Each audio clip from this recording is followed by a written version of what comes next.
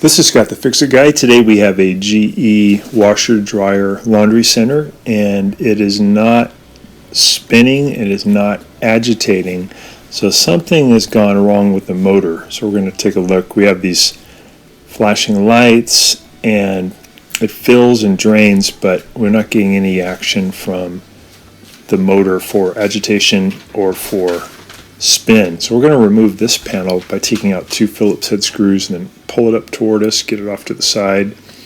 We're going to use a paint scraper to push in on two clips as we pull back on the front panel.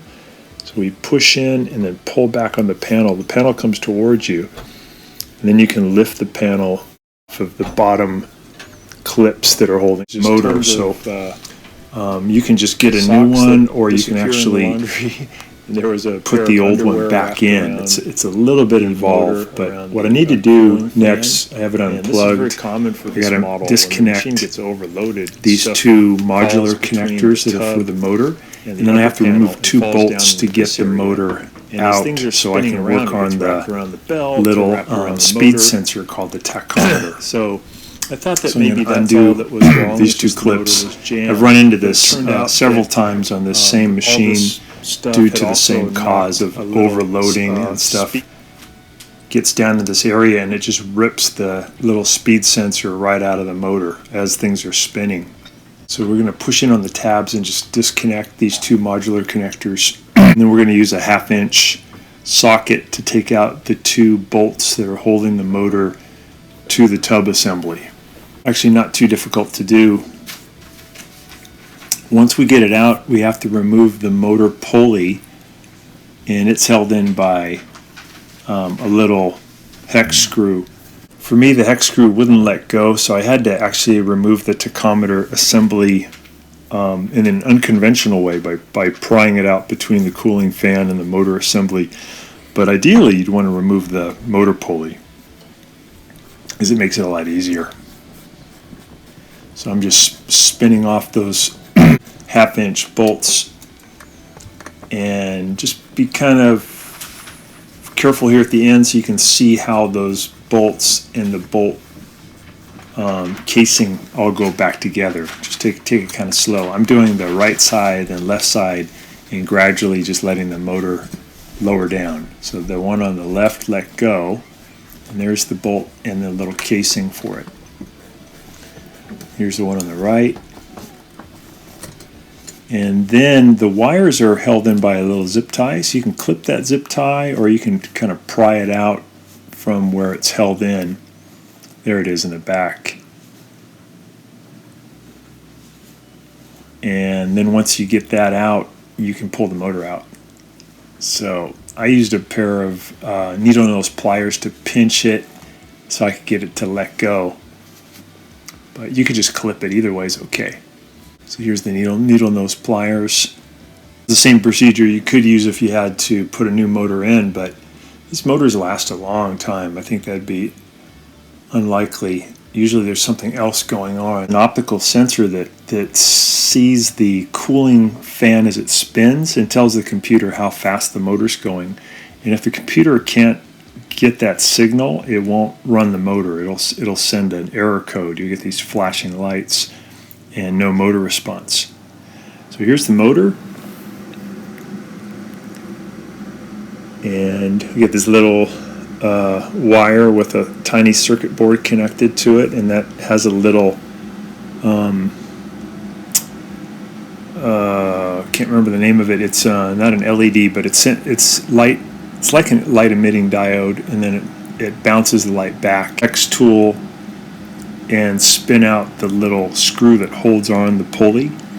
But in my case, it just stripped it. I think it's poorly made metal, so it didn't let go.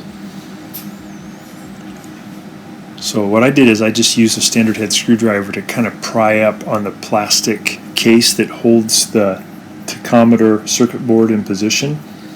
And I just took my time and pried it gently out from between the cooling fan and the motor. If you go slow here, you can do it without damaging anything. The plastic material that holds the tachometer in position is very pliable, so it's not that hard to get it out this way. But again, ideally the best way would be to remove the motor pulley and the cooling fan assembly first by taking out that hex screw. Allen wrench will do it, but for me it just wouldn't let go. So I'm using a standard head screwdriver to just pry that plastic case out.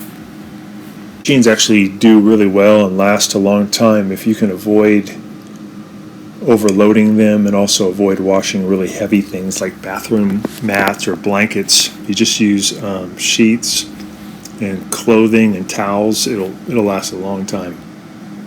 Just buy this new assembly. Also, it's pretty cheap by putting in a search for your model number and then looking under the term speed sensor or tachometer.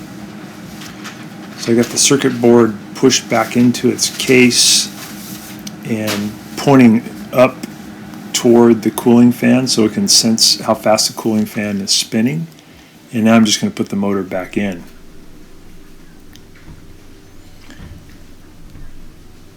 So kind of get it in position. And then I put in this little protective metal cowling. Goes in next. And then this part's a little tricky because the motor's slightly heavy. I'm going to put the bolt through, and then you're going to lift up on the motor to support it while you just start that screw by hand, spin it in. You just get a couple of threads in there, and then you can do the other side.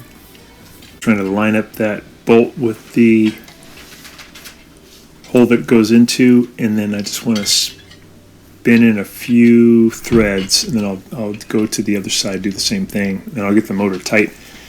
The bolt on the left, if you're facing the machine, that one pivots, but the one on the right allows you to tighten the belt. You can tighten the one on the left almost fully tight, and then pull on the motor as you tighten the one on the right, and that makes that belt nice and snug.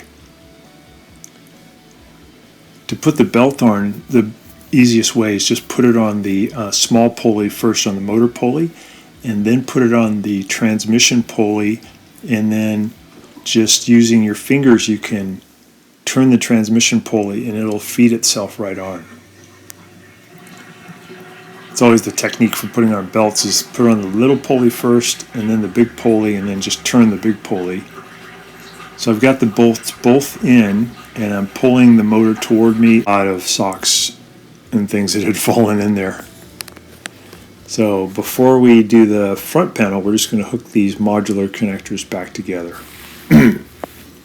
One of them is bringing power to the motor and the other one is going to be sending the tachometer speed signal to the computer. For this machine, when it won't spin, is the lid lock sensor. It's a magnetic sensor that lives up in the upper left-hand corner of the top panel. The wire will break because the tub gets knocked around with heavy loads. And it pulls so hard on it that it snaps the wire. And the machine won't go to spin unless the computer thinks that the door is shut. And it can't tell the door's shut because the wire's broken. Very easy to fix though. You can just reattach the wire or you can put in a new lid lock, new lid sensor. So we got it set for spin.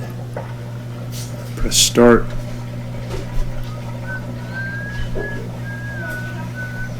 And then we get the red. So there we go. We got some good spin action. And it's back to normal. So we're going to put the front panel back in. We put it on its clips and we just push it shut tight and it's done. One good thing that can help to avoid socks migrating out is if you put small items like socks or bras or underwear in a knit bag. So just get these Phillips head screws in and we are done.